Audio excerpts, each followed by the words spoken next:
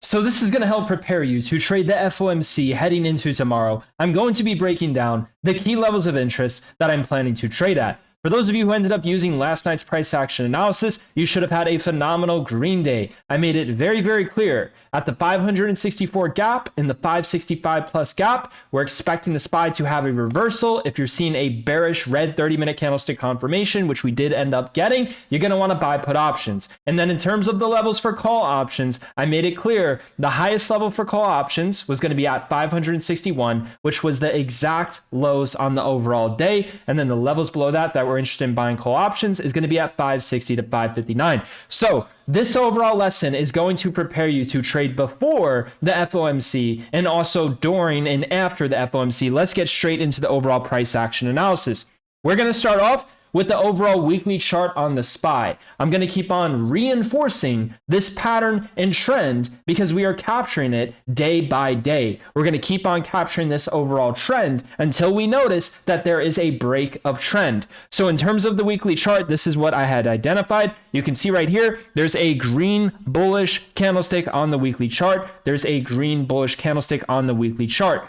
Then you have a pin, then you have a slanted downtrend, right? So you have the pin right there in the middle, then you have the slanted downtrend, then you have the bearish weekly candle. You can see right here, you have the pin right here towards the middle, then you have the slanted downtrend, then you have a bearish candle in the middle. So in terms of the next week, what happens after that? The SPY has a small gap up and then it ends up closing very, very strong, $1 below the weekly highs. And then you can see the same pattern ended up repeating itself. The SPY ended up having a small gap up above the previous week lows, and then it ended up closing $1 below the weekly highs. Now, is this pattern still repeating itself? Yes, this trend is still repeating itself. And if you used my strategies, you should have had an overall green day on the day, man, because I made it very, very clear in terms of last night's video to be targeting overall put options at the key overbought resistance levels where the SPY had gaps that are waiting to fill above for the gap reversal. We have a very strong resistance channel above 563.50. And as you can see right here, we had a gap at 563.68. We also had a gap towards all-time highs at 564.86. In terms of the overall confirmations,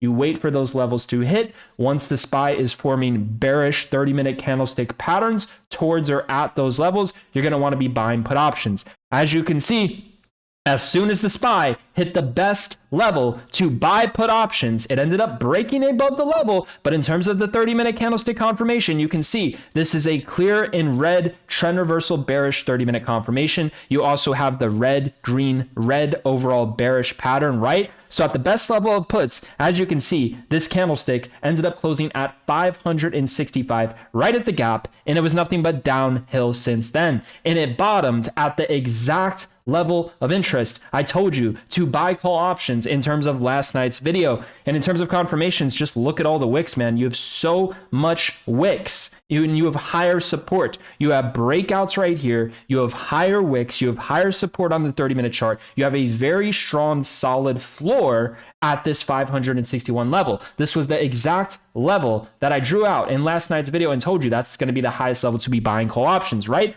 So in terms of this weekly chart, let's get back on track here.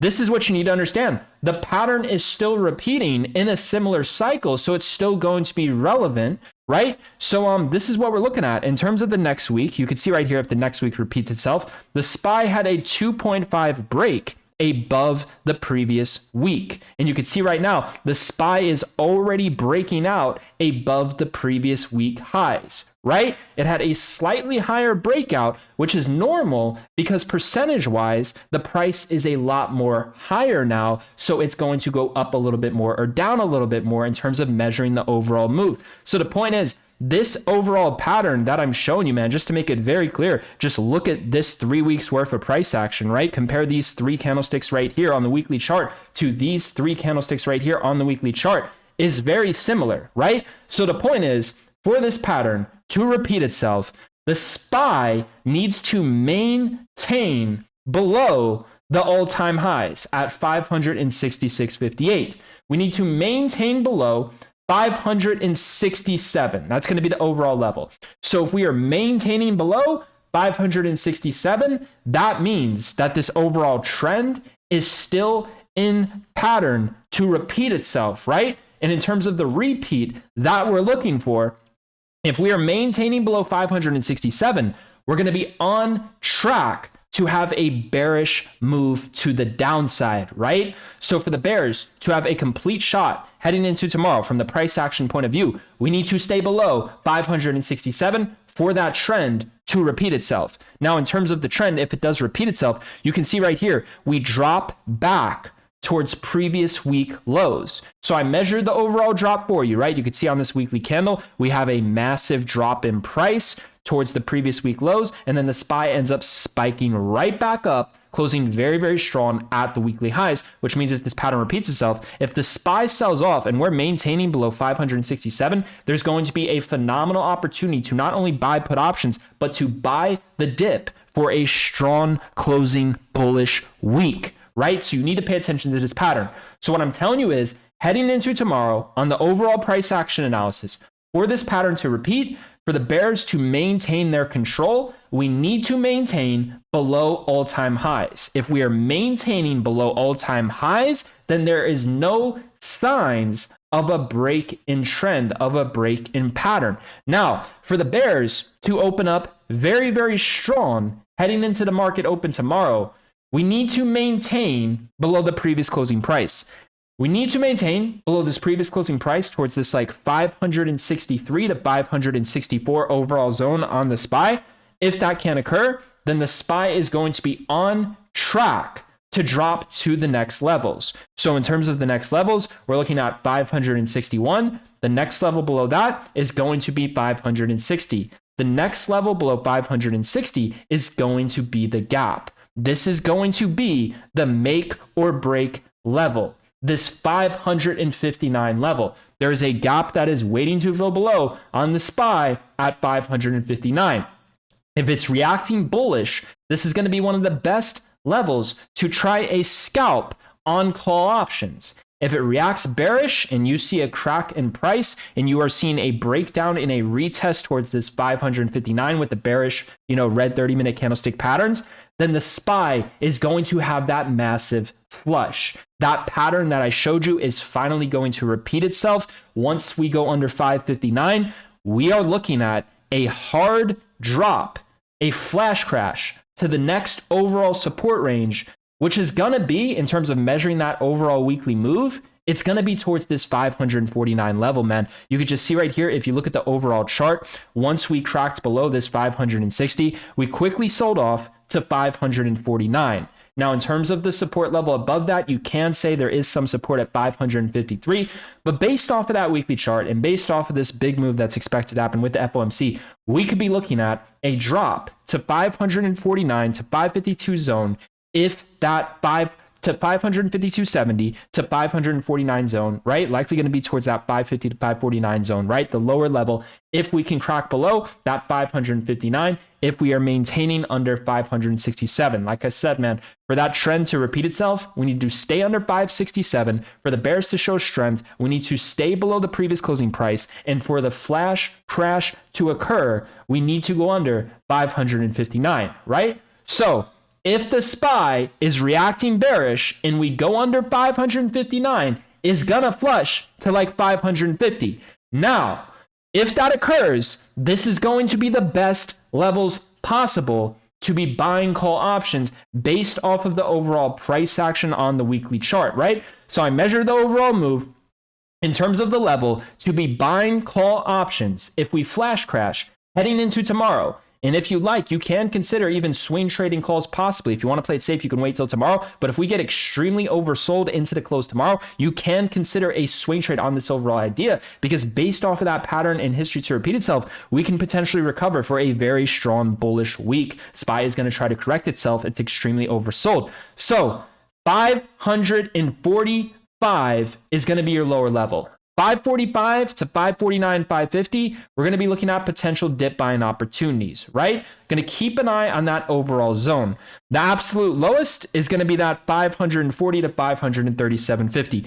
Based off the overall measured price action, man, the three levels that I'm going to be keeping an eye on to buy the dip is going to be 549 545 and 542 to 543 zone. Those are going to be the overall zones. I'm going to be using the bullish 30-minute candlestick confirmations along with the other trading strategies that I use, right? So that's the game plan in terms of if that pattern repeats itself. And again, for the big moves, that's not going to be until after 2 p.m. Before then, it's going to be more choppy and more slow. So be patient, wait for the chart to develop. If you're going to trade before then, focus on the best prices. So in terms of before then, the best prices you can really focus on is a good opportunity to try to scalp puts towards major resistance, which could be above 564, 565. If we're reacting bearish below 563, we can drop to that 560 to 559 zone, right?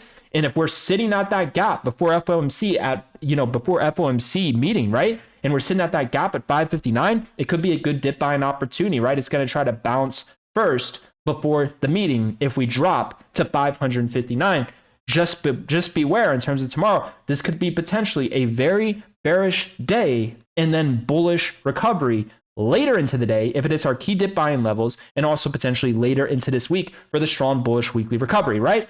So that's breaking down the overall weekly chart. And like I said, for the intraday overall levels to focus on before FOMC, just focus on those best levels, man. Focus on the 565, focus on the previous closing price, and focus on that 559 for a potential dip buying opportunity. I would aim for puts at the higher levels, ideally above 565, but that previous closing price will be important heading into tomorrow. If you are seeing bearish confirmations towards that previous closing price at this 563, you're going to want to try to scalp put options because it's likely going to drop based off of how this daily candlestick looks on the daily chart. To me, what it's saying is, based off this overall pattern, if we're maintaining resistance in between like 564 to 563, right, in between that previous closing price to resistance, is going to try to drop back down towards this like 561 level. And then if we hit the gap at 559 before FOMC, that should be a good opportunity to buy the dip. For that big move to happen, we need to crack below 559 to get that 10-point flush, man. Be aware of that, man. So just to understand, man, in terms of the FOMC, if we are maintaining under the previous closing price and we crack 559, is likely going to flush to 550. So just be aware of that overall price action analysis. Now, in terms of what I wanted to say in terms of this overall move, right? Just understand this, man. In terms of a break of trend, let's say the trend is broken. That pattern that I showed you on the weekly chart is no longer repeating itself, right? We've been milking this trend for over a week straight, man. You could have milked it again today if you played put options at the gaps for the gap reversal. And then you played call options when you see all these 30-minute wicks forming. You want to buy call options when it starts to retest the overall wicks at a dip at the bullish level. We're consistently milking this trend, man. So like I said, man, for a break of trend, the SPY needs to break above all-time highs. If we are forming a floor above 565 and we're breaking above 567, there's a clear break of trend. So in that situation, it's going to try to, keep pushing for new all-time highs, and then at some point it's going to try to, pull back. It's very hard in a sense to short new all-time highs. It's extremely hard to do. Now, it wasn't hard in our situation because we got new all-time highs today, but there was a red bearish 30-minute candlestick confirmation at the gap, and the 30-minute candlestick ended up closing right at the gap, right? So it doesn't matter that had a breakout above new all-time highs, right, to push higher. That doesn't fucking matter because the 30-minute candlestick ended up reacting as a false breakout, as a fake out, which means to buy put options into the red bearish overall downtrend. Right? So just be aware in terms of a break of an overall trend, man. The SPY needs to break above 567. It needs to hold above 565. If that occurs, then we're just going to keep on trying to push for new all-time highs. And then at some point, it's going to try to pull back. So there's not much to say in terms of that overall situation. If the trend breaks, it's more of just kind of sitting on sidelines and then waiting to trade new levels, new bull and bear traps, right? If we're seeing a massive break in overall trend and SPY is having a massive breakout, you can wait for it to drop back down to that previous resistance level where it had a breakout from, and you can try to buy the dip at that overall level, man. It's just you have to be extremely careful because in terms of this overall situation, man, These are very dangerous levels to be buying call options, man. Just look at how many times the Bears won in this situation. It doesn't matter if the Bears lose because the odds were in this favor if you've been milking this trend all along using the 30-minute candlestick trading strategy, using the gap reversal trading strategies that I've created, right?